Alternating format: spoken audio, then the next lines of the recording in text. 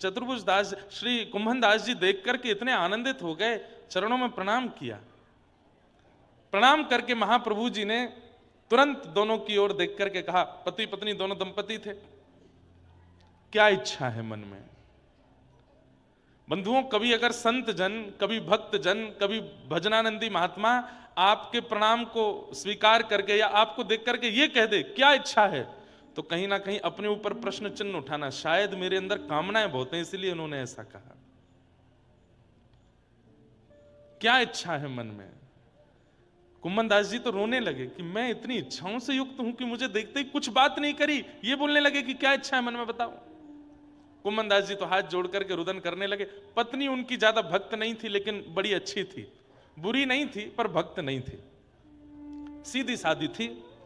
कुंभन दास जी के कोई संतान नहीं थी, तो पत्नी ने जैसे सुना कि महात्मा कह रहे हैं क्या इच्छा है, तुरंत बोल पड़ी, संतान की कामना है, संतान नहीं है जीवन में, एक संतान हो जाए ऐसी कृपा कर दो।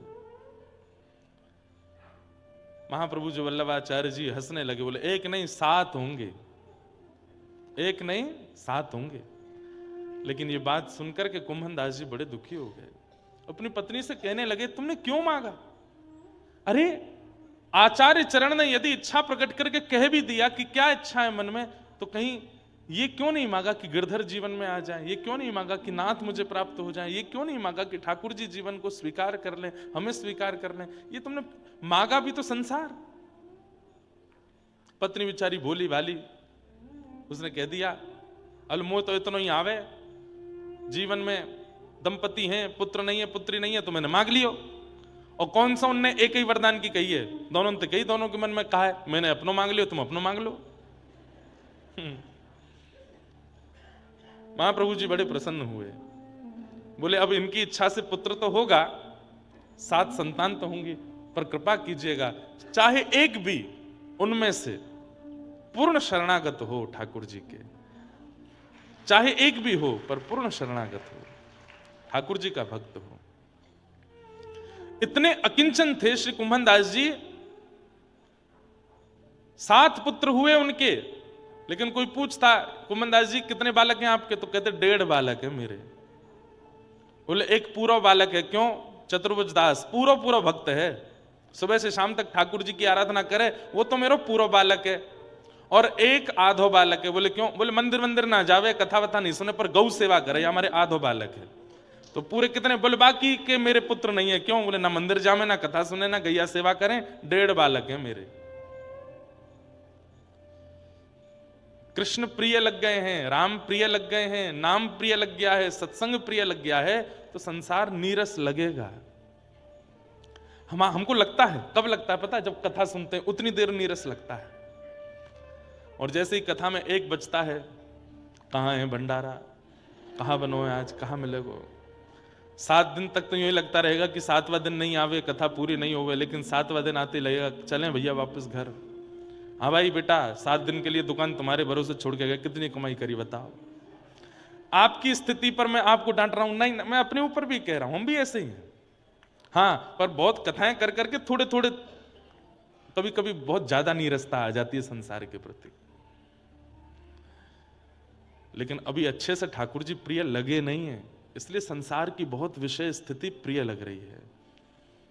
राम जी से तुलसीदास जी तो हट करके कह रहे हैं कि जिस राम नाम को गाकर के सबने आपके चरणों की प्राप्ति कर ली, बस वही मुझे दीजिए और कुछ नहीं चाहिए। तो बड़े मन के भाव हैं। कल हम लोग बड़े प्रेम और भाव से भागवत जी के 2य दिवस में मंगलाचरण श्रवण कर रहे थे, और भागवत जी के 3 श्लोकों का, प्रारंभ के श्लोकों का हमने श्रवण किया। अब आगे के प्रसंग में प्रवेश करते हैं, बड़े प्रेम और भाव से सब लोग श्रवण करेंगे। नैमिषेयनमिश्क्षेत्रे ऋषयः सौनकादयः सत्रं स्वर्गाय लोकाय सहस्त्र सम्मासत। नैमिषे अनमिष क्षेत्रे। अनमिष किसको कहते हैं? बहुत ध्यान से सुनिएगा। नैमिषारण्य अनमिष क्षेत्र क्यों बन गया? बोले क्योंकि सूत जी महाराज जब सौनकादि ऋषियों के सामने बैठकर के कथा सुना रहे थे तो सारे 88,000 सौनकादि ऋषि अनमिष हो गए। अनमिष किसको कहते हैं? निमिष कहते हैं पलकों को, इनको निमिष कहते हैं। और देवताओं की पलक नहीं होती, पर ऐसा बोलते हैं कि देवताओं की पलक नहीं होती, तो मुझे बहुत लगता है कितने विचित्र लगते होंगे देवता बिना पलक के। पर बात ऐसी है कि पलक तो होती है पर वो झपकते नहीं है। हम लोग बहुत झपकते रहते हैं, बार बार पलक झपकते रहते हैं। झपकने का मतलब क्या है? ध्यान केंद्रित नहीं है, इसलिए बार बार पलक झपकते रहते हैं। बहुत कम पलक झपकते हैं देवता, इसलिए उनको अनमिष कहा जाता है। कहते हैं कि ये सौनकादि ऋषि मानव कल्याण के लिए जो यज्ञ कर रहे थे अनमिष होकर के कर रहे थे, मतलब बिना ध्यान भंग हुए कर रहे थे, इसलिए नैमिषे अनमिष क्षेत्रे, अनमिष हो गया नैमिषारण्य। सत्रम स्वर्गाय लोकाय सहस्त्रम सम्मासत। स्वर्गाय, यहां स्वर्ग की प्राप्ति की भावना नहीं है।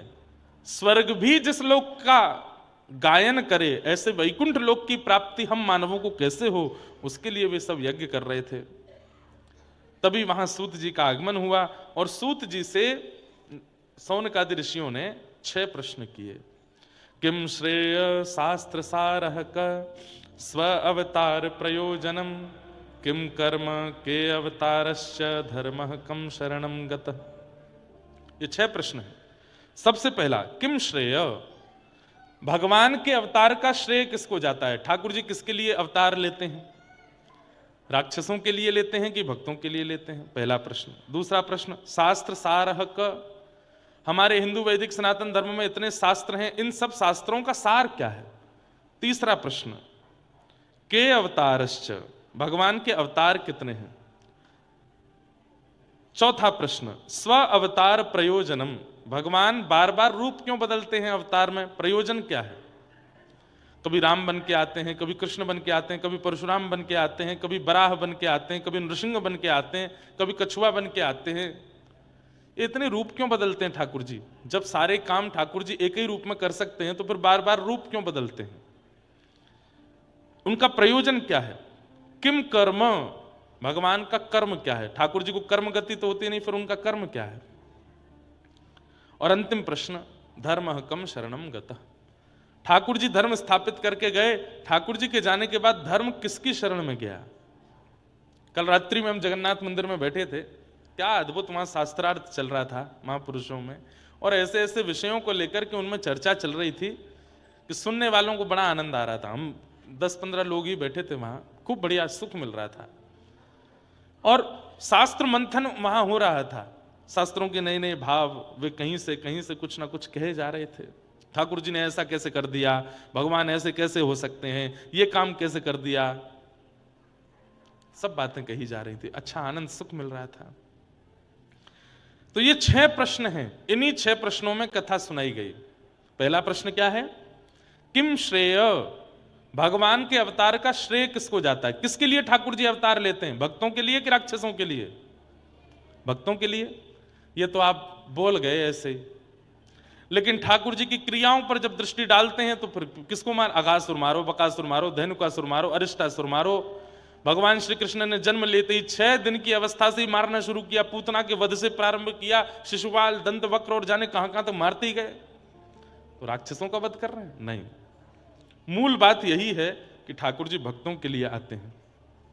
राक्षसों का वध वैकुंठ में बैठ करके भी किया जा सकता है, पर सबरी के बेर वैकुंठ में बैठ के नहीं खाए जा सकते, उसके लिए तो आना पड़ेगा।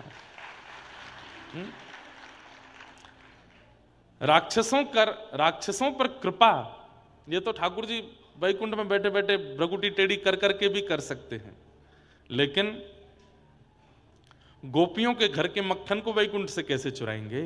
उसके लिए तो आना पड़ेगा। तो भक्तों के भाव की स्वीकृति के लिए ठाकुर जी का अवतार हुआ है, राक्षसों का वध प्रधानता नहीं है। किम श्रेय, तो श्रेय किसको जाता है? भक्तों को। भक्तों के लिए ठाकुर जी आते हैं। मेरे लिए आए हैं, आपके लिए आए हैं, हम सबके लिए ठाकुर जी इस धराधाम पर आते हैं, ताकि यहां लीला करके, यहां के सुंदर स्थानों को पवित्र करके ठाकुर जी हम पर अनुग्रह कर सकें, इसलिए ठाकुर जी आए। एक बड़ी मधुर कथा है, मैं सुनाता हूं। एक तो आजकल ऐसा है कि हम कोई भी नई लीला कथा कुछ सुना देते हैं वो इतनी ज्यादा सब सुन लेते हैं कि फिर कथा में हमको लगती है सुनी भैया, इसको क्या सुनाएं दोबारा। हमको आप लोगों ने ऐसा बांध दिया, हमको हर दिन पढ़ना पड़ता कुछ नया सुनाए, क्योंकि पूर्व की सुनी ली होगी। श्रीनाथ जी के मन में आई कि मैं चोरी करूंगा, फिर से चोरी करूंगा। 5000 वर्ष पहले ठाकुर जी ने चोरी करी थी ब्रजमंडल में, लेकिन वही ठाकुर जी जब 500 वर्ष पहले गिरिराज जी से श्रीनाथ जी के रूप में प्रकट भये और श्री गिरिराज जी के ऊपर विराजमान हो गए, तो सब दर्शनार्थी आते थे श्रीनाथ जी का दर्शन करने के लिए। लेकिन एक ब्रज की बड़ी भोली भारी गोपी आती और वो कहीं कथा सुन के गई। मैंने कहा ना कल भी, भोले भालों को ही मिलेंगे ठाकुर जी, चतुरों को नहीं मिलते ठाकुर जी। तो एक भोली भाली गोपी वो कहीं कथा सुनने गई, तो कथा में उसने क्या सुना कि व्रज की गोपियां अब मक्खन ही इसीलिए निकालती हैं कि कृष्ण चुराने आवे। वो जानबूझ करके मक्खन को ऐसे छीके पर टांगती हैं कि कृष्ण को हाथ पहुंच जाए और वो चोरी करके जाएं। संसार को तो ये दिखाती हैं कि हमको बहुत बुरा लगता है कि कृष्ण हमारे यहां चोरी करते हैं, पर जब मक्खन निकालती हैं तो मन में यही भाव रहता है उनके अंदर कि कन्हैया आवे, चोरी करके जावे, तभी हमको सुख मिलेगा। कभी मक्खन निकालते निकालते उसमें केसर पधरा देती हैं, कभी उसमें मिश्री पधरा देती हैं, कभी उसमें सुगंधित गुलाब जल पधरा देती हैं। क्यों? श्याम सुंदर आएंगे, पाएंगे तो उनको सुख मिलेगा। और जब चोरी करके ठाकुर जी चले जाते हैं तो शिकायत करने जाती हैं गोपियां यशोदा मैया के पास। वत्सान मुंचन क्वचित समय क्रोश संजात हास, मैया अपने लाला को समझा लो, बहुत बिगड़ गए ये। यशोदा मैया के सामने जाके इतनी क्रूर बन जाती हैं और घर लौट करके जब आती हैं तो एक दूसरे से कहती आती हैं, अच्छा लगो ना। श्याम सुंदर को बुलाए करके जब यशोदा डांट रही, कैसा छोटा सा कितना मधुर लग रहा, कल के और बढ़िया वाला मक्खन निकालेंगी और ऐसी जगह धरेंगी कि खिड़की से सुगंधी चली जाए। अरे सुगंधी नहीं जाए तो ये बानर आदि देख करके जाके कृष्ण को संकेत कर दें कि वहां बहुत बढ़िया वाला मक्खन निकलो है लाला, वहीं चलेंगे चोरी करवे। ये गोपियां जानबूझ करके मक्खन निकालती हैं और ऐसी जगह रखती हैं कि ठाकुर जी चोरी करें, क्योंकि इनकी इच्छा है। अब यही कथा एक गोपी सुन रही थी, भोली भारी गोपी। उसने सुना कि गोपियां मक्खन इसलिए निकाल करके छीके पर रखती हैं कि श्याम सुंदर आवेंगे और चोरी करेंगे। आज उस गोपी के मन में आया 500 साल पहले इसी कलिकाल में, उसने आज तक तो मक्खन बिलोया था, दही बिलोई थी पति परिवार के लिए, लेकिन आज पहली बार बिलो रही है श्रीनाथ जी के लिए। और बिलोते बिलोते मन में भाव आ रहा है, ऐसा मधुर मक्खन है श्याम सुंदर, कभी मेरे यहां भी आके पाए के जाओ। सुंदर मक्खन को बढ़िया हंडी में लगायो, छीके पर रखो। अब चिंता कर रही है, छीको बहुत ऊंचो है, कहीं ऊंचे छीके को देख करके ठाकुर जी लौट तो नहीं जाएंगे। नहीं क्या को नीचे कर दूं, थोड़ा नीचे कर दे, नहीं और नीचे कर दूं। एक डंडा लेके आई, वहीं पास में धर दियो, मन करेगा तो यहीं फोड़ के खा लेंगे। आसपास कुछ ऐसी सामग्री रखी कि कहीं भागने की इच्छा करेंगे तो कोई सामग्री गिरेगी तो आवाज आएगी तो मुझको पता चल जाएगी कि आए थे। सब व्यवस्था ऐसी करी है कि श्याम सुंदर आवे। 1 दिन 2 दिन 3 दिन 4 दिन 10 दिन निकल गए, ठाकुर जी नहीं आए। कोई रात्रि में आवाज नहीं आई, छीको ज्यों को त्यों है, डंडा वहीं को वहीं रखो है। तो मन में विचार करने लगी, श्याम सुंदर आ नहीं रहे, ऐसा है सके इतने व्यस्त हैं, उनको पता नहीं होगी कि मैंने मक्खन निकालो, उनको बताया हूं। तो छीके को अपने सिर पर लेकर के मंदिर दर्शन करवे जावे और दूर खड़ी खड़ी छीके को ऐसे ऊपर को मुख जो है ठाकुर जी की ओर करे, बढ़िया वारो मक्खन है लाला। धोरी गैया चर के आवे गिरिराज जी पे, ऐसी बढ़िया बढ़िया औषधि खा के आवे और फिर बाकी औषधि पेट में जाए करके दूध बने, वासों में दूध निकारूं, दही जमाऊं, वहां से मक्खन निकारूं।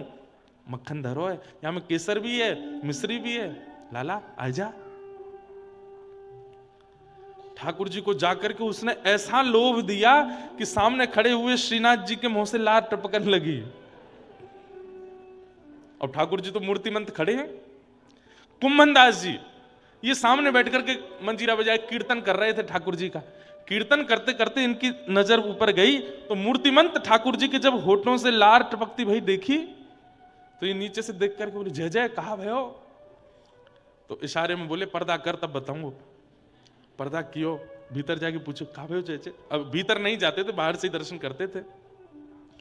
बोले गोपी है, ऐसा मधुर मक्खन निकाल के लावे और पीछे तो लोभ दे करके मुंह को दिखावे। मेरा तो मन है रो बाकी आंखों मक्खन खा लो। अरे कौन सी गोपी मुझको पता बताओ बात, मक्खन मैं ले आऊंगो, और हमारी इतनी बड़ी रसोई घर है, यहाँ बढ़िया मक्खन ने करवाए के भोग लगवाए दूंगो। ठाकुर जी बोले वाह में स्वाद नहीं आवे। अरे कुम्मना तेने कभी चोरी को खायो है? कुम्मन दास जी बोले कभी अवसर नहीं मिला चोरी का खाने का, आपकी कृपा प्रसादी मिल जाती वही पा लेते। बोले तो तू कैसे जानेगो कि चोरी को कैसे स्वाद हुए? अरे कुम्मन दास आज तू रसोई में करवाए के मक्खन खा और एक बार मेरे संग चोरी को खाए के आइयो, चोरी वारो स्वाद तू को इतनो भावेगो जीवन भर फिर चोरी करके ही खावेगो। कुम्मन दास जी बोले हमको चोरी नहीं करनी जय जय, और आपको भी नहीं करनी, ये कोई द्वापर युग थोड़ा ही है। द्वापर में ज्यादा से ज्यादा उखल से बंधे थे, यहां तो जेल है जाएगी सीधी। ठाकुर जी बोले ना ना मुझे तो चोरी करनी है। कुम्मन दास जी बोले कैसे करनी है बताओ? बोले तू एक काम कर। बोले कहा रात्रि में जब मंदिर बंद है जाए बस खिड़की पे आए के ठाड़ो है जाइयो, मैं आ जाऊंगा। बूढ़े बड़े बेचारे कुम्मन दास जी, रात्रि में मंदिर बंद हुआ। अब ठाकुर जी और कुम्मन दास जी के बीच की बात है, मंदिर में और किसी को नहीं पता। रात्रि में कुम्मन दास जी खिड़की के पास आए के ठाड़े है गए, इतने में ही खिड़की, छोटी सी खिड़की, वहां में से ठाकुर जी की पाग दिखाई दी। आहा मुख निकर के आयो, हाथ से ठाकुर जी तो अचल, ठाकुर जी तो सचल हो गए। कुम्मन दास जी तो देख करके आनंदित हो गए। जय जय, इतनी उत्सुकता, इतने व्याकुल हो रहे हो मक्खन पाने के लिए।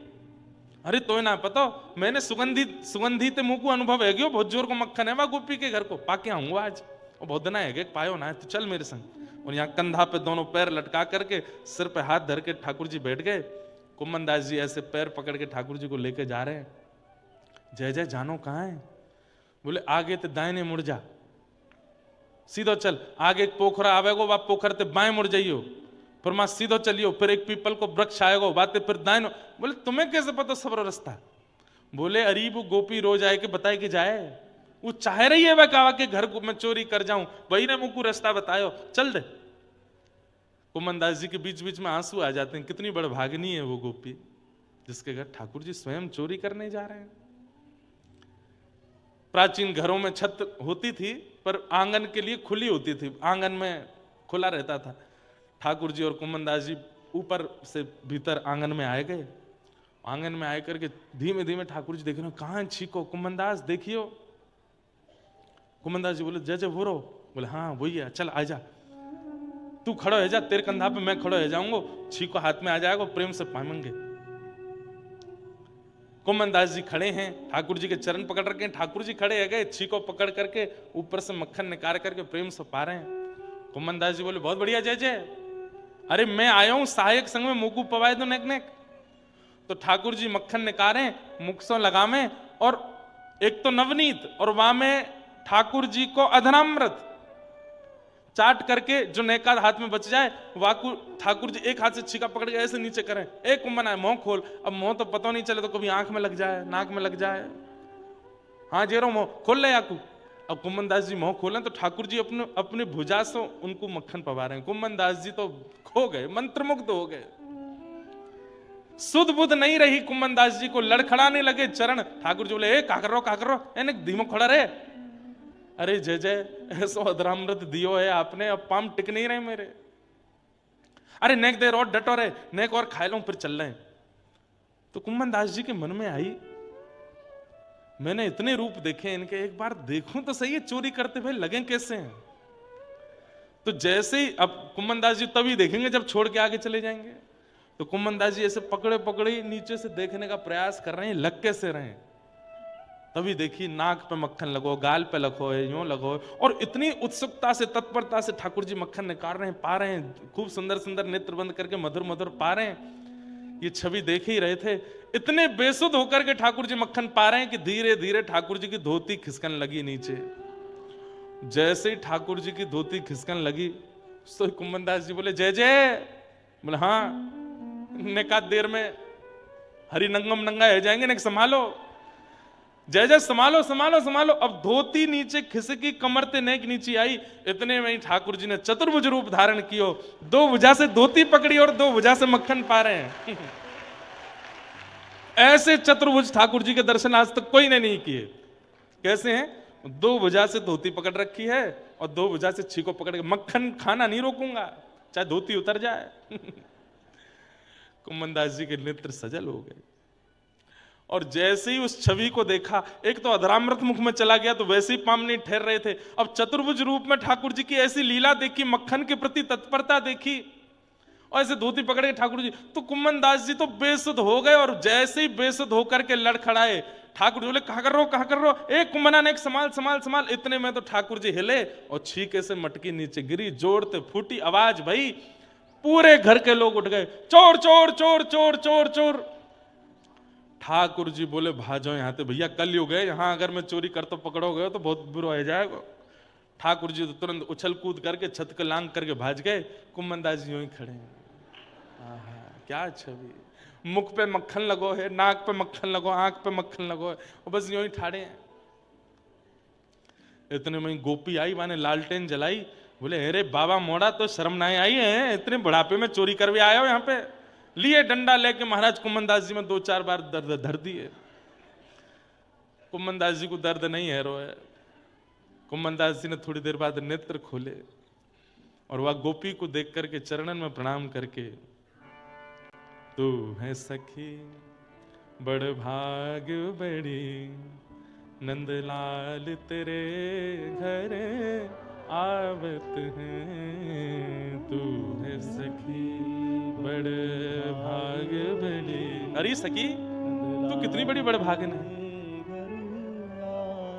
साक्षात ठाकुर जी पूरा विश्व 56 भोग लेके उनके पास जाता है, पर वो तेरी मक्खन की हंडी को खाए के काजे तेरे यहाँ आए हैं। और तेरे यहाँ आए हैं ये बात एक नहीं है, कितनी तत्परता, कितनी उत्सुकता, योजना बना रहे हैं, ऐसे खाऊंगो, ऐसे चुराऊंगो, ऐसे लेके। अरे चतुर्भुज रूप प्रकट करके, जो चतुर्भुज रूप का दर्शन ठाकुर जी ने महाभारत के युद्ध मैदान में अर्जुन के अलावा युधिष्ठिर को भी नहीं कराया, वो चतुर्भुज रूप तेरे घर पे आए के प्रकट कर लियो, तेरे मक्खन को खावे के काजे। तू कितनी बड़ भागिन है।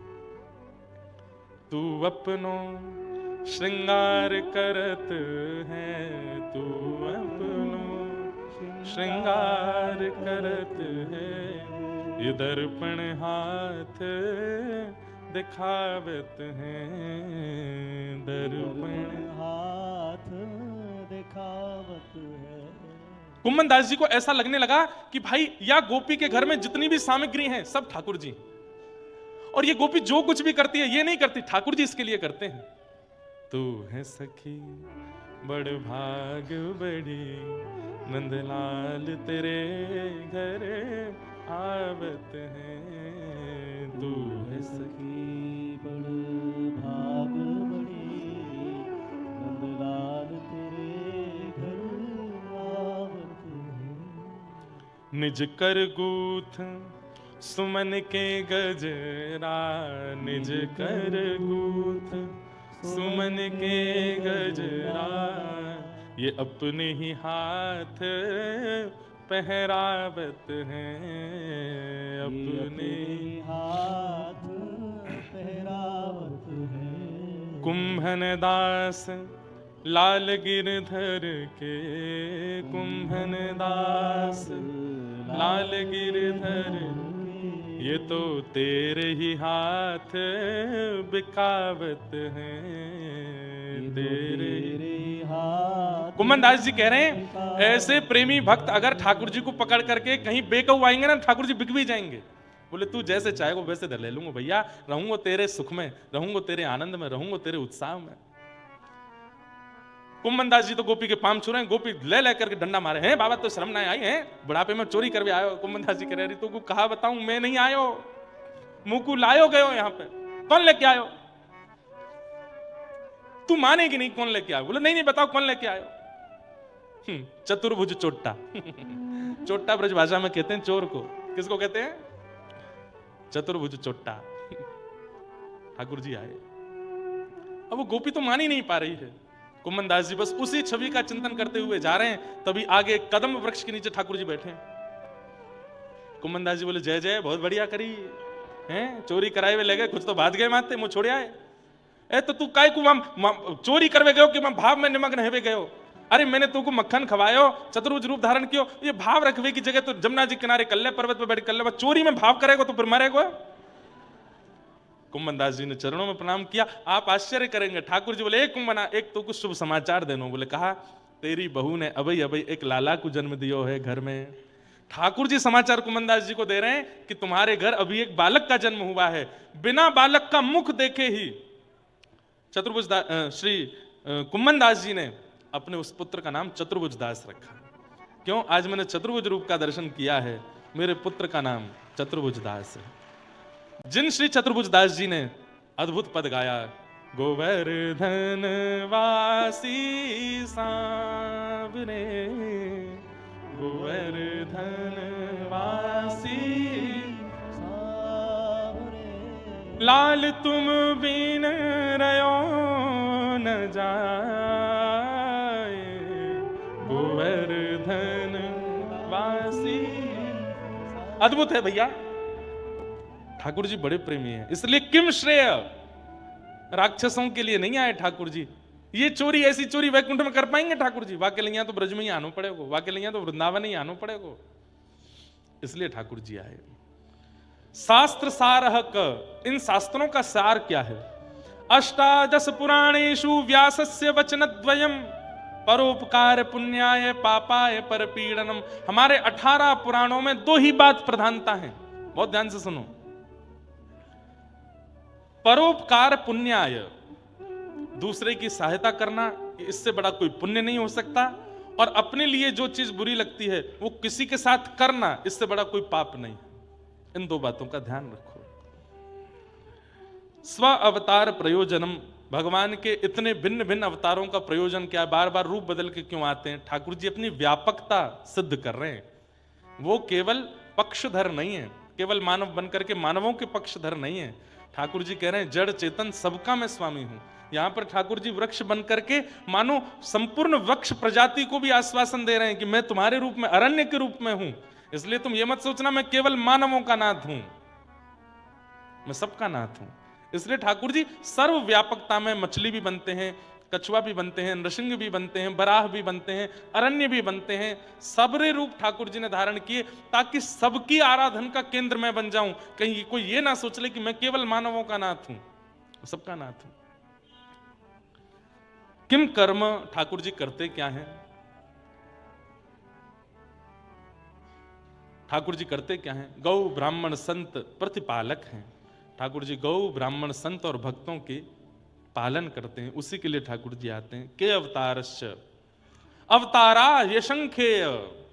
ठाकुर जी के कितने अवतार हैं? कोई 1 आध 2 10 नहीं है, अनंत हैं। ठाकुर जी ने धर्म को छोड़ा है, इसलिए कहा धर्मो रक्षति रक्षतः, धर्म की रक्षा तुम करो। क्यों? ठाकुर जी ने तुम्हारे लिए धर्म स्थापित किया। पिता ने पुत्र के लिए घर बनाया, अब पिता के जाने के बाद पूरे घर का अधिकार पुत्र के पास है। हम सब ठाकुर जी के तनु हैं, पुत्र हैं। ठाकुर जी के जाने के पश्चात धर्म की रक्षा करना, सेवा करना, ये मेरा और आपका कर्तव्य है, अधिकार है। ये 6 प्रश्न, अब इनका विस्तार से वाचन करते हुए श्री सूत जी महाराज कथा सुना रहे हैं। सबसे पहले अपने गुरुदेव को वंदन किया, अपने गुरु को वंदन किया। गुरु कौन है? श्री सुखदेव जी महाराज। यम प्रव्रजन्तमनुपेतमपेत कृत्यम द्वैपायनो विरह कातरया जुहाव पुत्रेति तन्मयतया तर्वोऽभिनेदु तम सर्वभूत हृदयं मुनिमानतोऽस्मि। बोलो श्री सुखदेव जी महाराज की। श्री सूत जी महाराज वे अपने गुरु के रूप में श्री सुखदेव जी को मानते हैं। क्यों? बोले जब शुकाचार्य जी परीक्षित को कथा सुना रहे थे तो सूत जी कहते हैं मैं भी वहां बैठा था और बैठ करके मैंने कथाएं तो बहुत बार सुनी, पर जब से सुखदेव जी के मुख से निर्झरित कथा का मैंने आस्वादन किया तब से मुझे भागवत सार समझ आने लगा। इसलिए भागवत का गुरु मैं उन्हीं को मानता हूं। श्री सुखदेव जी मेरे गुरु। बंधुओं, गुरु शब्द का अर्थ क्या है? जो हृदय के अंधकार को दूर करे उसको गुरु कहते हैं, जो संशयों को दूर करे उसको गुरु कहते हैं। अनेक भाव हैं। गुरु का मतलब गुकारस्तु अंधकारस्यात् रुकारस्तु निरोधकः। पर केवल प्रवचन नहीं, गुरु का उपस्थित होने मात्र से हृदय के जो संशय थे दूर ही हो गए। प्रश्न बहुत लेके गए पर गुरु का रूप देखते ही भूल गए क्या पूछना है। हमारे श्रीमद रामानुजाचार्य जी महाराज, उनके जामाता, उनके जमाई, उनका नाम था श्री लालाचार्य जी महाराज। भक्तमाल जी में खूब सुंदर प्रसंग आता है। श्री लालाचार्य जी, अब मेरे को छप्पे तो याद नहीं तो गा देता। श्री लालाचार्य जी का चरित्र आता, बहुत ध्यान से सुनिएगा। गुरु की वाणी, गुरु के शब्दों पर अगर शिष्य विश्वास कर ले तो प्रयच्छति गुरु प्रीतो वैकुंठम योगी दुर्लभम, इस बात का प्रमाण ये कथा है। तो श्रीमद रामानुजाचार्य जी महाराज के जमाई थे, जामाता थे श्री लालाचार्य जी, परंतु उन्होंने आचार्य चरण से दीक्षा भी ग्रहण कर ली, इस नाते से रामानुजाचार्य जी गुरु भी हैं। तो एक दिन लालाचार्य जी ने रामानुजाचार्य जी से कहा कि गुरुदेव, मुझे शिष्य को कुछ आज्ञा दीजिए, मैं किस नियम का या किस भाव का पालन करूं। तो रामानुजाचार्य जी ने कहा, संतों को भगवान के समान मान करके उन संतों की पूजा वंदना किया करो। क्या कहा? संतों को भगवान मान करके उन संतों की पूजा वंदना किया करो। तो श्री लालाचार्य जी नीचे नजर करके बैठ गए, संकोच में आ गए। रामानुजाचार्य जी बोले, क्या हुआ? बोले, मैं झूठ नहीं बोलूंगा, बहुत बड़ी बड़ी बातें आपके सामने नहीं करूंगा, पर क्षमा करें, भगवान भगवान है, संत संत है, मैं संतों को भगवान नहीं मान सकता। तो रामानुजाचार्य जी को यह बात अच्छी लगी। बोले, कम से कम कपटी तो नहीं है, झूठ तो नहीं बोलना मेरा। नहीं तो कई शिष्य तो ऐसे होते हैं, गुरुजी कुछ कह दें, हाँ हाँ गुरुजी जो आज्ञा, गुरुजी आपने जो कह दिया सो ठीक है, मन में भाव नहीं है, पर गुरुजी के आगे ऐसे दिखाएंगे कि गुरुजी जो कह दें सो स्वीकार है। पर श्री लालाचार्य जी ने अति दीनता पूर्वक निवेदन करते हुए चरणों में प्रणाम करके कहा, भगवान भगवान है, आपकी बात सत्य है गुरुदेव, मैं उस पर संशय नहीं कर रहा हूं कि संतों को भगवान नहीं मानना, संत भगवान ही होंगे, पर शायद मुझ में दोष है, मैं संतों को भगवान रूप में नहीं देख पाऊंगा, मुझ में दोष है, इसलिए आप कोई और आज्ञा कर दो।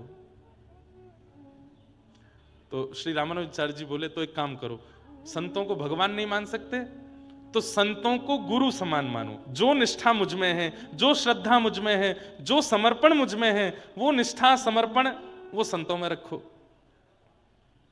जैसे मेरे घर पर आने पर तुम मचल जाते हो, आनंदित हो जाते हो, चरण धोते हो आदि आदि, जो वैसे ही संतों को भी मेरा ही स्वरूप मान करके, गुरु स्वरूप मान करके आराधन करो। तो लालाचार्य जी सिर खुजाने लगे, थोड़े नीचे नजर करके बैठ गए। बोले, क्या हुआ? बोले, गुरु गुरु है, मैं एक गुरु को सब रूपों में नहीं देख सकता, यह भी मुझसे नहीं हो पाएगा। मुझे कान पकड़ के मैं क्षमा मांग रहा हूं, आपकी हां में हां बोलना चाहिए मुझे, पर मुझे मेरे मन पर विश्वास नहीं हो रहा है। मेरा मन मेरे गुरु की कांति को किसी और में कैसे देख सकता है? मेरे गुरु आप हैं, मैं सब में कैसे गुरु को देख लूं? भाई प्रियतम एक है, अब यूं कहते हैं सब में प्रियतम देखो, ये तो फिर बहुत अपवाद हो जाएगा इसमें, तो सब में प्रियतम देखने का मतलब तो बहुत गलत हो जाएगा। लेकिन रामानुजाचार्य जी अपने पक्ष में ठीक बात कह रहे हैं कि सबको गुरु जन मानो, पर लालाचार्य जी कह रहे हैं कि मेरे लिए तो आप ही गुरु हैं, मैं सब में कैसे मानूं? तो फिर रामानुजाचार्य जी प्रसन्न होकर के तीसरी बात बोले, तो एक काम करो। बोले, क्या? बोले, जैसे भाई है, जैसे बड़े भाई हैं, छोटे भाई हैं, मित्र हैं, सखा हैं, संबंधी हैं, घर के संबंधी हैं, उन घर के संबंधियों को आते देख तुम अति प्रसन्न हो जाते हो, ऐसे ही संतों को अपना संबंधी मान करके देखना शुरू करो। लालाचार्य जी बोले, जय हो गुरुदेव की जय हो, ये मैं कर सकता हूं। किसी संत को फूफा मान लूंगा, किसी संत को जीजा मान लूंगा, किसी संत को भैया मान लूंगा, किसी कोई छोटे साधु होंगे तो उनको छोटा भाई मान लूंगा, किसी को भतीजा मान लूंगा, किसी को देवता मान लूंगा, ऐसे ऐसे, हाँ ये संबंध में कर लूंगा। तो बोले, तो फिर यही करो, आज से जितना साधु तुमको दिखे, जितने संत दिखे, जितने महापुरुष दिखे, सब तुम्हारे संबंधी हैं। तो लालाचार्य जी ने इस बात को इतना अमल किया, माथे पर उर्धपुंड और गले में तुलसी माला, केवल ये दो चीजों में से कुछ भी दिख जाए या शिखा दिख जाए तो दूर से ही लालाचार्य जी देख लेते थे, आयु मुझसे ज्यादा है, स्वभाव ऐसा है, ये मेरे कौन है? तो सीधे प्रणाम ही करते, फूफा जी राम राम, कैसे हैं आप? बोले, हम तुम्हारे फूफा कब बने? बोले, हमारे गुरुदेव की आज्ञा है, सब संतों को संबंधी मानो। घर चलिए, यहां कहां बैठे हैं आप? आपकी बहू ने देखो आज बढ़िया सुंदर पकवान बनाए हैं। उनकी पत्नी भी आचार्य चरण की पुत्री हैं, लालाचार्य जी जैसे पति हैं, तो पत्नी में भी संस्कार बहुत थे। अरे सुनो, बोले हाँ। फूफा जी कहाँ के हो आप? वाराणसी के। वाराणसी वाले फूफा जी आए हैं, कुछ बनाओ। तो वो भी आकर के बड़ा दंडवत कर दिया, अरे फूफा जी बड़ी कृपा करके आए, पधारो विराजो। कभी बड़े भैया आए, कोई दिखे कि कद काठी में बड़े हैं, थोड़े से जो है हठीले स्वभाव के हैं, भैया कितने दिन से आपकी प्रतीक्षा थी, आज मिले। बड़े भैया कहते तुम कौन से हमारे छोटे भैया हो भाई, कहाँ के हो? बोले वो सब बात की बात है, हम आपके संबंधी हैं, आप हमारे बड़े भैया। बहू ने आपके लिए घर पर सुंदर मोहन थार बनाई है, चलिए ना घर पर। घर लाते, प्रसाद पवाते, जितने दिन उनकी रहने की इच्छा होती घर पर रखते, उनको दान दक्षिणा करके जब विदा होते तो रोते, आंखों से आंसुओं से दोनों पति पत्नी रोते और कहते आप अब कब आओगे? रामानुजाचार्य जी इतने प्रसन्न होते थे इस लीला को देख करके, उनके इस भाव को देख करके। देखो कैसी गुरु निष्ठा। मैंने कहा कि संतों को भगवान मानो, तो बोले नहीं मान पाऊंगा। गुरु मानो, नहीं मान पाऊंगा। मैंने कहा संबंधी मानो, तो ऐसा संबंध निभा रहे हैं जैसे वास्तविक पारिवारिक संबंध निभाया जाता है। सबको अपना संबंधी मानते। एक बार उनकी पत्नी कावेरी नदी में जल भरने के लिए अपनी सब सहेलियों के साथ में गई थी। अच्छा, जब आप लोग गुरु आज्ञा मान करके भक्ति पथ पर चलने लगते हैं तो कई लोग आपका मजाक भी उड़ाने लगते हैं। अब रोज तिलक लगाओ और किसी दिन तिलक नहीं लग पाए तो घर के लोग छेड़ेंगे, अरे भक्तानी आज तिलक नहीं लगा सिर पे, क्यों नहीं लगा? लगा लो। तुम्हारी वो कहाँ है लकड़ी वाली माला, पहने आओ उसको गले में, दिखे नहीं रही। मजाक भी बनाने लगते हैं कई लोग। नगर में कोई वृंदावन से आ जाए, ओहो तुम्हारे वृंदावन वाले आए हैं, सुनने नहीं जाओगे कथा, ये सुनने मिलने नहीं जाओगे उनसे? ऐसे लोग, कई लोग मजाक भी करने लगते हैं। तो इतने में ही कावेरी जी में एक शव बहता हुआ जा रहा था और वो शव, मृतक शव तैरता है पानी के ऊपर, उस शव के गले में कंठी माला थी। तो संग में जो सहेलियां गई थी उन्होंने कही अरे घूंघट कर ले। बोले क्यों? देख तेरे जेठ बहते हुए जा रहे हैं। जेठ क्यों कह दिया? क्योंकि गले में कंठी माला है। तू और तेरे पति तिलक और माला देख करके अपना संबंधी मानते हो ना, देख ये शव बहता हुआ जा रहा है, हो सकता है तेरे जेठ हो। पत्नी ने मजाक में नहीं लिया, दौड़ी दौड़ी गई और अपने पतिदेव से जाके कहा आज अनर्थ हो गया। बोले क्या हो गया? बोले कावेरी जी में कंठी माला गले में धारण किए और सब सहेलियां कह रही थी कि जेठ तो नहीं है, वो जा रहे हैं, छप्पे निकला है।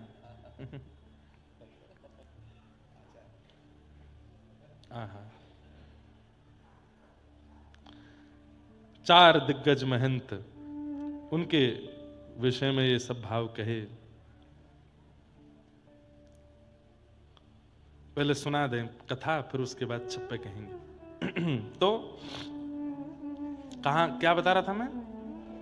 हाँ, तो शव बहता हुआ गया तो पत्नी ने जाके श्री लालाचार्य जी से कहा। लालाचार्य जी ने जैसे ही सुना कि शव बहता हुआ जा रहा, गले में कंठी माला, इतने रोते बिलखते हुए गए, अपने 4-5 साथियों के साथ गए, कावेरी जी से उनका शव निकाला, शव निकाल करके घर लाए और घर में जैसे एक शव की पूरी क्रिया होती है वो सारी क्रियाएं की। उनके वस्त्र बदले, उनकी अर्थी बनाई, घर में पूरा, मतलब आश्चर्य कर रहे हैं सब लोग। बोले भैया तुम अनजानों को घर ला करके अपना सगा संबंधी बना के उनको घर रखते हो, भोजन आदि पवाते हो, ये तो आज तक सुना गया था, पर ये पूरी प्रक्रिया जैसे घर के मरणासन व्यक्ति की होती तुम वैसे कर रहे हो। गुरु आज्ञा हुई है कि वैष्णवों को अपना संबंधी मानो, तो संबंधी गया है तो पूरी प्रक्रिया होगी।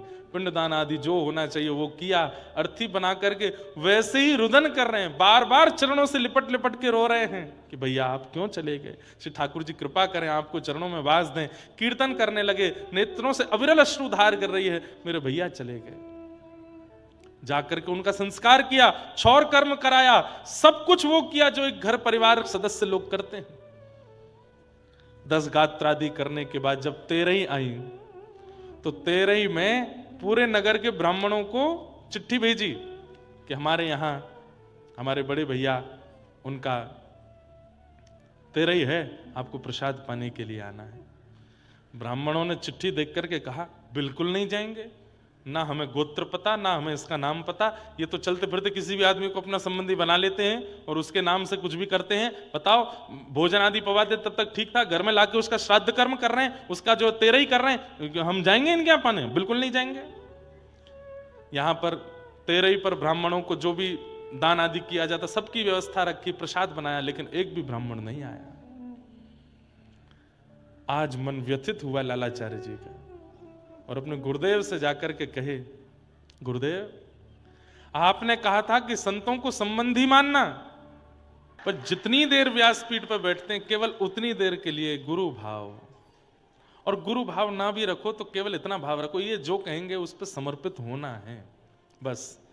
मैं बचाऊंगा नहीं, मेरी वाणी में बैठे हैं ठाकुर जी, वो बैठते हैं, सब व्यासों की वाणी पर बैठते हैं, जो भी इस व्यास आसन पर बैठता है आकर के उसकी वाणी से ठाकुर जी ही संकेत दिलवाते हैं। बस उनकी बातों को मान लीजिए, कल्याण आपका हो जाएगा। हमारे श्री वृंदावन में गोरीलाल कुंज है, बहुत वैष्णवों ने दर्शन नहीं किया होगा, सब लोग सावधानी से सुनिए, बिल्कुल सावधानी से सुनो।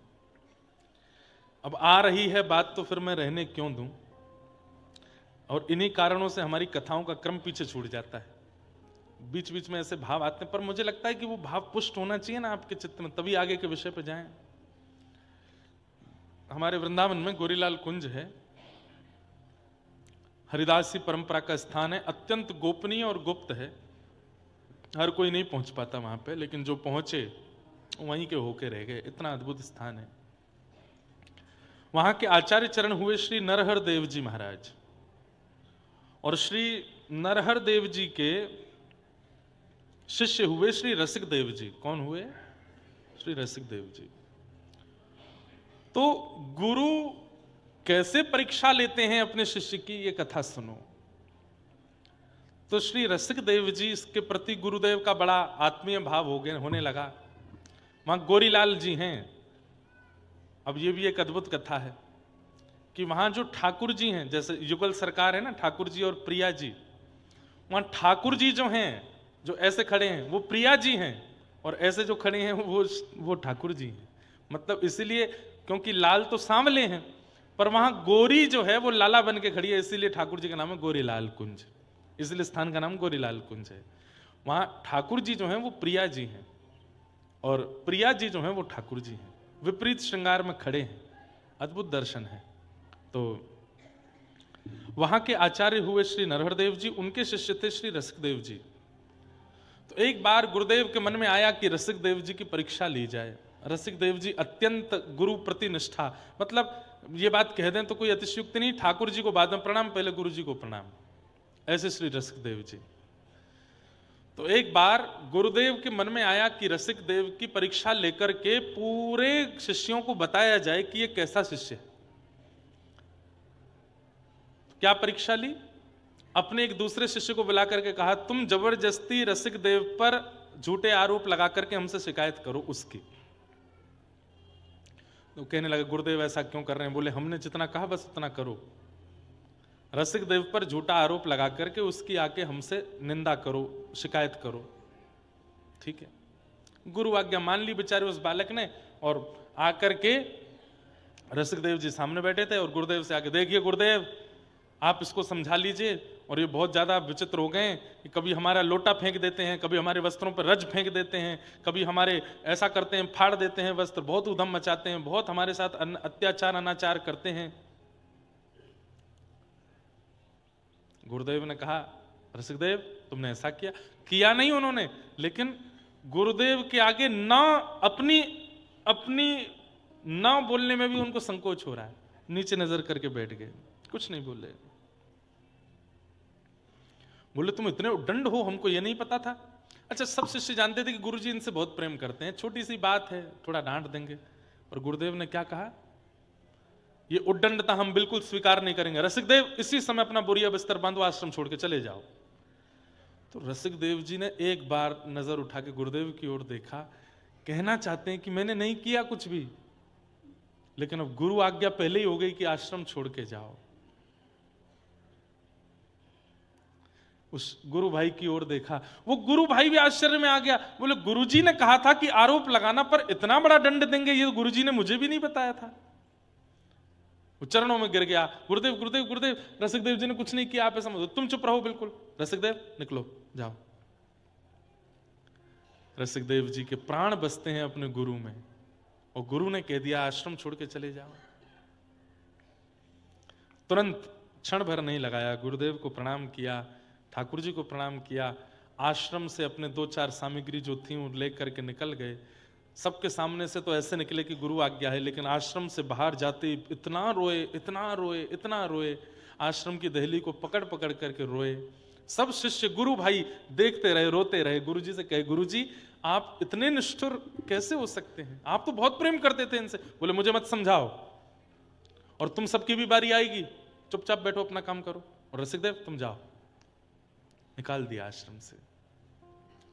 यमुना तट पर जाकर के प्राण गुरुदेव जीवन गुरुदेव कहकर के यमुना जी में इतना रोते थे इतना रोते थे। आप कहोगे 2-4 दिन का गुस्सा रहा होगा, ना 1 वर्ष निकल गया, और रसिक देव जी वहीं यमुना जी पे हैं। 2-4 महीने व्यतीत हुए, इतने व्याकुल हो गए, और गुरुदेव ने ये और कह दिया था आश्रम से निकल जाओ और जीवन में मेरे सामने कभी आना नहीं। तो कभी दर्शन करने भी नहीं जाते, एकांत में बैठे रहते वहीं। लेकिन गुरु भाई आते थे मिलने के लिए। एक गुरु भाई से कहा, मुझे गुरु जी की बहुत याद आती है, मुझे गुरुदेव का बहुत स्मरण होता है, मैंने कब से उनके चरण नहीं छुए, मैंने अपने जीवन का आधा समय गुरुदेव के चरणों में व्यतीत किया, पता नहीं कौन सा अपराध मुझसे बना जो चरणों से मुझे दूर कर दिया। गुरु भाई एक काम करोगे? बोले क्या? गुरुदेव को पता ना चले। गुरुदेव स्नान करने के बाद अपने पूर्व वस्त्रों को जो छोड़ देते हैं स्नान घर में, उसको धोने की सेवा किसके पास है? बोले कि मैं ही करता हूं। बोले तुम बस गुरुदेव के सामने तो दिखाना तुम धोने ले जा रहे हो, पर मुझे जमुना जी पे लाके मुझे दे देना, मैं धोऊं, और धो करके तय बना करके शाम को दे दिया करूंगा, गुरुदेव को नहीं बताना मैं सेवा कर रहा हूं। ठीक है। गुरुदेव के जो वस्त्र होते थे, गीले वस्त्रों को वो गुरु भाई दे जाते, और रसिक देव जी उन वस्त्रों को ही प्रणाम करते, और उन वस्त्रों को ही निचोड़ करके उससे थोड़ा जल लेकर के पी लेते। मेरे गुरुदेव की चरणामृति है।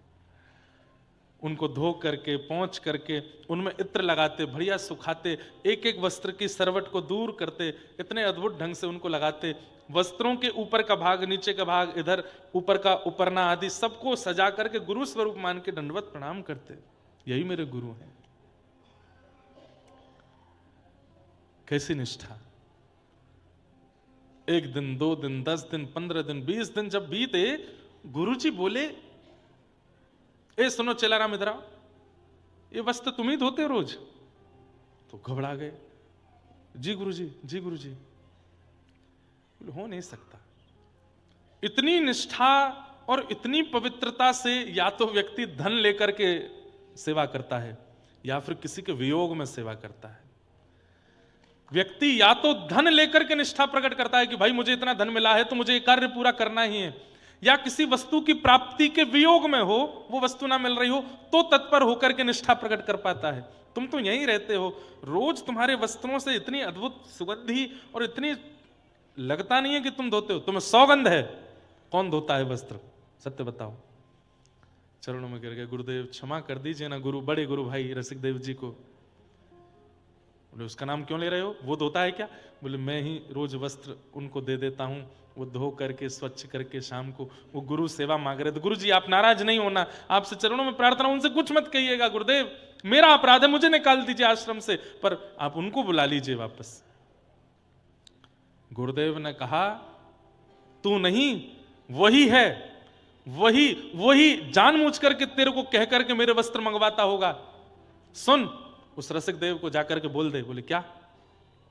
मेरी आज्ञा है, वृंदावन छोड़ दे, वृंदावन से बाहर निकल जाए। गुरु शिष्य जो था वो मन में सोचने लगा मेरे प्राण निकल जाएं अब। गुरुदेव आप इतने निष्ठुर क्यों होते जा रहे हैं? आश्रम से निकाल दिया, ये कम नहीं है क्या? बोले तर्क करता है, वितर्क करता है गुरुदेव के आगे। मैंने आज्ञा कर दी, जाकर के उसको बोल दो।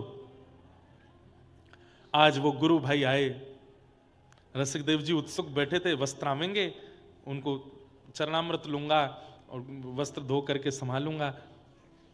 गुरु भाई आए, आकर के लिपट के रोने लगे। बोले क्या हुआ गुरु भाई, तुम रो क्यों रहे हो? गुरुदेव स्वस्थ तो है ना, आश्रम में सब मंगल में है ना, हमारे गुरुलाल जी प्रेम से तुम रो क्यों रहे हो, क्या बात है? गुरुदेव की आज्ञा है, उन्हें पता चल गया कि तुम वस्त्र धोते हो, इसलिए क्रोध में आकर के आज्ञा दी है कि इसी वक्त वृंदावन का त्याग कर दो। पछाड़ खा के रसिक देव जी गिर पड़े, रज को हृदय से लगाने लगे, श्री यमुना जी को आलिंगन करने लगे, व्रज की लता गुल्म वृक्षों को देखने लगे। मैंने कौन सा अपराध किया जो गुरुदेव इतने नाराज हैं मुझसे? उसी समय कहा, गुरु भाई मैं जा रहा हूं, और प्रार्थना करना कि ये प्राण निकल जाए, क्योंकि गुरुदेव के बिना नहीं रह सकता। एकमात्र वृंदावन था जो मुझे जीवित रखे हुए था, अब उसके त्याग की भी आज्ञा गुरुदेव ने कर दी है, अब तो मैं जीवित नहीं बचूंगा। गुरु भाई कभी मिलेंगे। निकल गए आश्रम छोड़कर। वृंदावन त्याग की बात थी, कोई बात नहीं, 84 कोस में कहीं रह लूंगा, व्रज में रहूंगा तो प्राण तो बचे रहेंगे कि कभी गुरुदेव के दर्शन होंगे, इसलिए प्राण बचाए रखूंगा। मथुरा जाके रहने लगे। गुरु भाइयों ने पता लगवाया कहां है, पता चला मथुरा में है, तो गुरु भाई कभी कभी छुपके मिलने चले जाते थे। रसिक देव जी इतने रसिक थे कि उनके वैसे भी बड़े अनुयायी होने लगे। वो रोज कीर्तन करते थे, पद गाते थे, तो उनका पद सुनने के लिए कई भाव आते थे। सब लोग ध्यान से सुनो। मथुरा में निवास करने लगे, तब दूसरे गुरु भाई को देखा। 6-7 महीने निकल गए, 1 साल निकल गया। बोले गुरुदेव की बहुत याद आती है, कितने दिन हो गए मैंने देखा नहीं उनको। सुनो, मैं कुछ सेवा नहीं कर पा रहा गुरुदेव की, वो एक सेवा थी, उससे नाराज होकर गुरुदेव ने यहां भेज दिया। तुम एक काम करोगे? एक सेठ जाता था आश्रम में, उस सेठ से कहा महीने भर में कई लोग हम पे बड़ी दान दक्षिणा चढ़ाए जाते हैं, ये सब इकट्ठी करके मैं तुमको दे दूंगा, तुम अपना बता करके कि तुम दे रहे हो, और वहां गोरीलाल जी में गुरुदेव के चरणों में जाकर अर्पित कर दिया करो। सेठ बोला ठीक है। महीने भर में जितनी चढ़ोतरी होती, रसिक देव जी के पास जो भी शिष्यगण आके दे जाते, सब इकट्ठा करके एक सेठ को देते, और अपना बता करके दे देना कि मैं दे रहा हूं। उस सेठ जाते, हर महीने जाके, गुरुदेव सेवा, आश्रम की सेवा के लिए ये मेरी तरफ से थोड़ी सेवा है। 1 बार दिया, 2 बार दिया, 3 बार दिया, 6 बार दिया। जब लगातार देता रहा वो सेठ, गुरुदेव बोले ए सेठ यहां पे आ, इतना उदार कैसे हो रहे हो तुम? नहीं नहीं गुरुदेव बस सेवा करनी आश्रम की। बोले मैंने पता करवाया, तुम्हारे खुद के व्यापार में तंजी चल रही है, खुद के परिवार में ज्यादा खाना पीने की व्यवस्था नहीं बन पा रही हो, तुम रोज आकर आश्रम की सेवा कर रहे हो? तुम्हें सौगंध है, सत्य बताओ कौन करता है ये सेवा? सब गुरु भाई फिर घबरा गए, बोले गुरुदेव कहीं अब की बार और निष्ठुर नहीं हो जाएं। सेठ ने बता दिया, बोले श्री रसिक देव जी मथुरा में विराजते हैं, वही भेजते हैं। ताम्र वर्ण हो गया गुरुदेव का, और महाराज कांपने लगा पूरा शरीर अंग, और क्रोध में भर के आज्ञा कर दी, मेरी आज्ञा है उस दुष्ट को जाकर के कह दो 84 कोस व्रजमंडल का त्याग कर दे, निकल जाए बाहर, और लौट करके कभी चरण ना रखे इस 84 कोस के अंदर। अगर वो आया तो बहुत बुरा होगा। सेठ जी ने जाकर के खबर रसिक देव जी को सुनाई। बोले मैं कैसे जीऊं, कैसे जीऊंगा मैं गुरुवर तुम्हारे बिना, कैसे जीऊंगा मैं गुरुवर तुम्हारे बिना, कैसे जीऊंगा मैं गुरुवर तुम्हारे बिना, कैसे जीऊंगा मैं गुरुवर तुम्हारे बिना। यहाँ कोई नहीं अपना तुम्हारे बिना, कोई नहीं अपना तुम्हारे बिना, कैसे जीऊंगा मैं गुरुवर तुम्हारे बिना, कैसे जीऊंगा मैं गुरुवर। और बस रोते बिलखते श्री रसिक देव जी व्रज छोड़ के चले गए। किसी ने कहा प्राण त्याग देते यमुना जी में डूब करके। बोले गुरु की आज्ञा नहीं पूरी होगी ना, अगर प्राण त्याग दूंगा तो स्वेच्छा हो जाएगी, गुरु आज्ञा की अवहेलना हो जाएगी। गुरु आज्ञा है व्रज से बाहर जाओ, तो आज्ञा पूरी करनी। चले गए।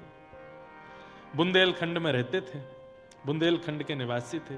उनके जन्म स्थान के पास मैंने कथा भी की, सागर में चले गए रसिकदेव जी, और बस वहीं रह करके कुट्टी बना करके भजन करने लगे। वर्षों तक वृंदावन लौट करके नहीं आए, शुष्क हो गए गुरुदेव की स्मृति में, याद में, पतले दुबले हो गए, बिल्कुल प्राण पखेरु उड़ने को हैं, और बस इच्छा यह है कि प्राण बाद में जाएं, बस एक बार गुरुदेव की झांकी कर लूं, एक बार अपने गुरुदेव को देख लूं, फिर भले ही प्राण त्याग दूं।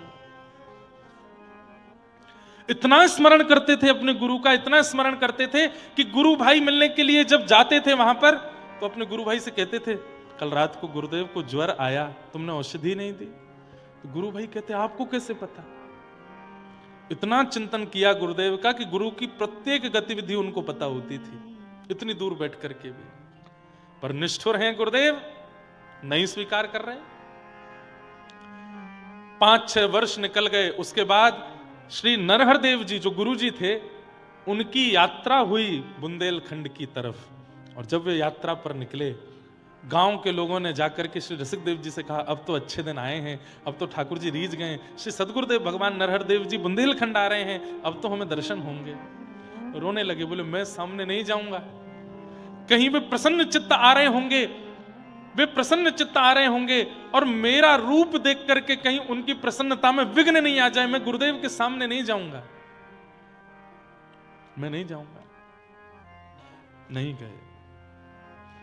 थोड़ी दूरी पर गुरुजी कुटिया बना करके रुके थे। रात्रि में शंका निवृत्त होने के लिए जाना था, रात्रि में शंका निवृत्त होने के लिए जाने की भावना से उठ के जैसे ही जाने लगे, तो अंधेरे में दिखाई नहीं दिया, एक वृक्ष की डाली से सिर में चोट लगी।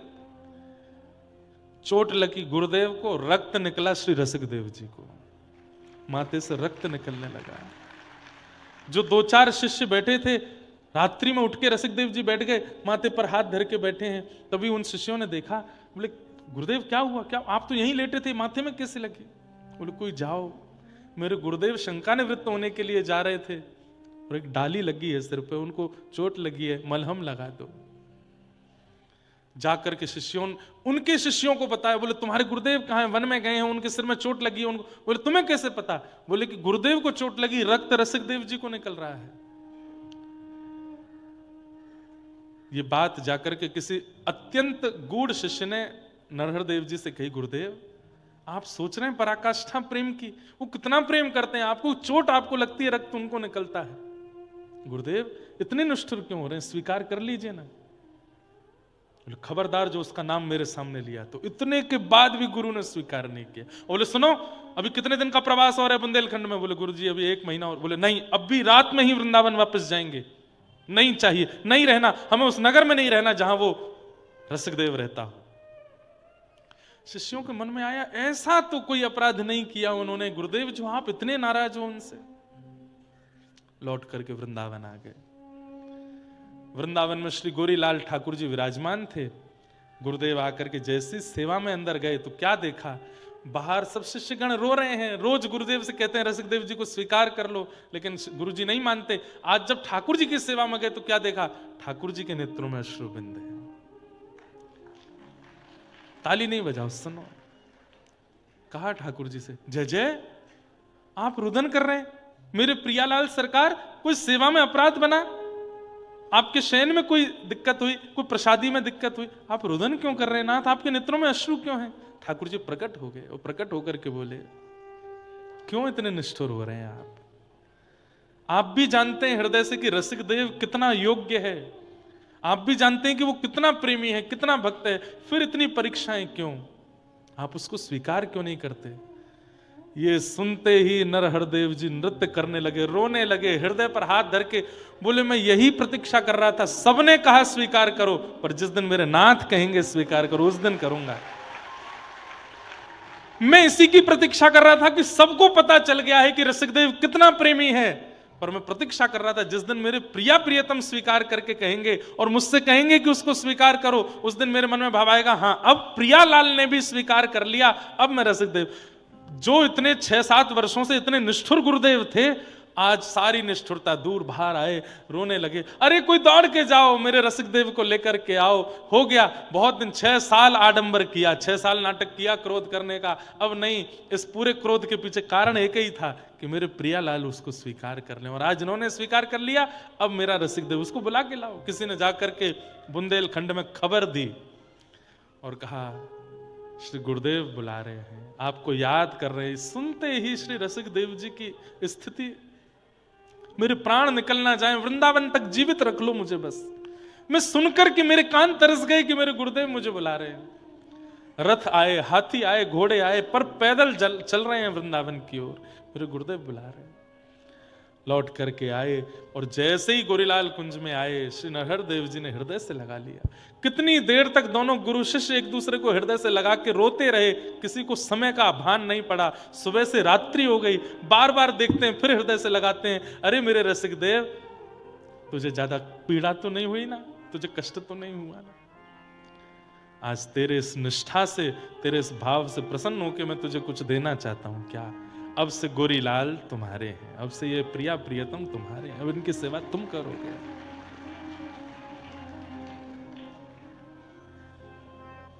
क्यों की पूरी परीक्षा? कि प्रिया प्रियतम स्वीकार करें। भैया सौभाग्यशाली हैं वो शिष्य, कभी गुरु स्मृति करके उनकी परीक्षा लेते हैं। सद्गुरु शरण में सभी फल मिलेंगे, गुरु मिल गए तो युगल भी मिलेंगे। सद्गुरु शरण में सभी फल मिलेंगे, गुरु मिल गए तो युगल भी मिलेंगे।